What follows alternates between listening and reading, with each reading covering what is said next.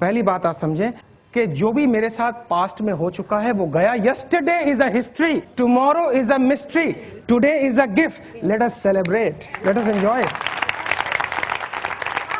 आप चाहे जिस भी परिवार में हैं, चाहे जितनी भी चुनौती है, आप इस बात को जरा समझें कि जो हो गया वो हो गया। मेरी जिंदगी में आज से शुरू करती हूं, जब तक ये विचार नहीं आएगा तब तक काम बनने वाला नहीं है। आप अपने मन को जैसे सिग्नल देंगे वैसे वैसे ही आंसर आने शुरू हो जाएंगे।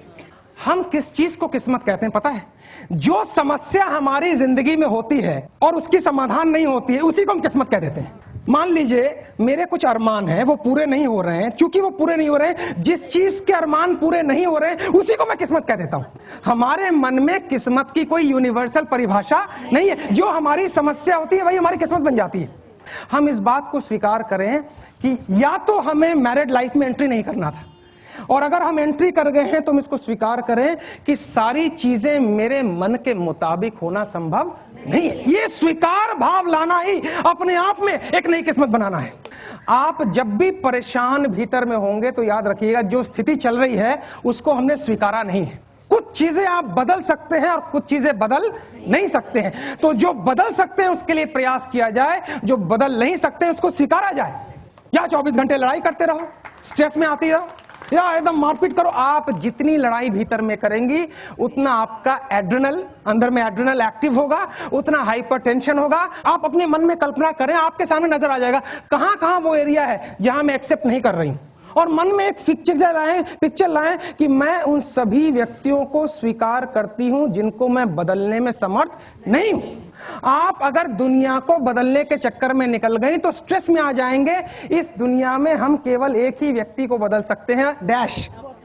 पता नहीं मेरी जिंदगी ठीक होगी या नहीं होगी। जब प्रश्न गलत है तो उत्तर गलत होगा। पता नहीं मैं सुखी होंगी या जब इतनी कंफ्यूजन है तो उत्तर भी कंफ्यूजन वाले आएंगे। अगर आप क्लियर है, पता नहीं की कोई गुंजाइश नहीं है। मुझे एक जिंदगी मिली है, मेरी एवरेज लाइफ 70 साल प्लस या माइनस हो सकती है। इसमें मुझे पता है कुछ चीजों को मैं बदल सकती हूं, कुछ चीजों को मैं बदल नहीं सकती हूं। जिसको मैं बदल सकती हूं उसको मैं बदलूं, जिसको मैं नहीं बदल सकती हूं उसको मैं स्वीकार करूं। ये बैलेंसिंग जिस दिन मैंने करना सीख लिया, उस वक्त जिस चीज का जन्म होगा वो एक नई किस्मत होगी।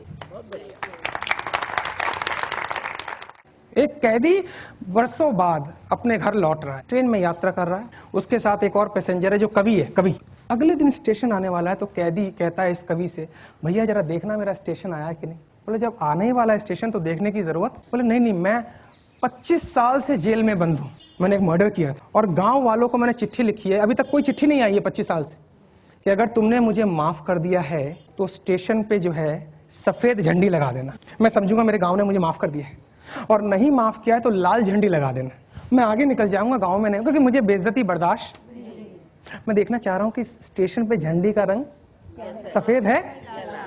5 मिनट के बाद वो पलटता है, उसकी आंखों में आंसू हैं, और ये कैदी कहता है कि अब बोलने की जरूरत नहीं है, मैं समझ गया झंडी जो है वो लाल है। बोले बेवकूफ, स्टेशन क्या पूरा गांव सफेद झंडी से भर गया है। स्टेशन क्या पूरे गांव ने तुझे माफ कर दिया है। मोरल ऑफ द स्टोरी है, जब आप खुद को बदलने का स्टेप दिखाते हैं तो ईश्वर सफेद चीज से सब कुछ भर देता है। लोग मुझसे कहते हैं मुझे इसको बदलना है, मुझे उसको बदलना है। इस चक्कर में मत जाइए। अगर लोग बदल जाते तो कितनी अच्छी बात हो जाती। नहीं बदलते हैं लोग, बदलने की बात करते हैं। मेरा ये रोज का काम है। हस्बैंड वाइफ को बदलना चाहती है, वाइफ हस्बैंड को, अल्टीमेटली दोनों बच्चों को बदलना चाहते हैं, और बच्चा कहता है मम्मी पापा को पहले बदलना है सर, उसके बाद हम बदल।